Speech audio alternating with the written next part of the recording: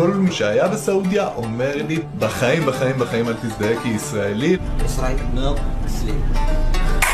אנא מיני, ישראלי. الله يحييك يا رجال يحييك الإسلام. כל מי שאני מספר לו שאני טס למדינה הזו באמת נטרף את דעתו.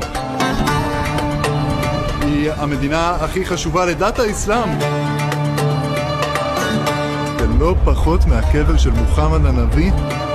אני מלא בחששות אבל גם מלא בציפייה, ואני בטוח שיהיה מסע מהמם. אנחנו עכשיו יוצאים למעבר גבול ירדן, אנחנו נשאיר את האוטו, ניסע לאמן ורק משם נטוס לסעודיה.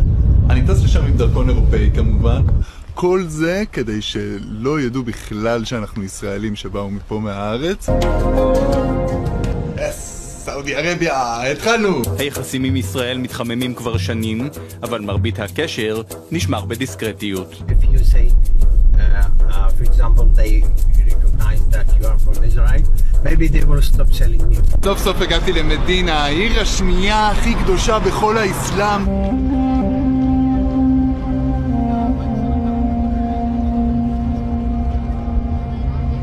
ממש פה מאחוריי, אתם רואים את הכיפה הירוקה הזאת? זה לא פחות מהקבר של מוחמד הנביא. This is the Green Dome, famous Green Dome.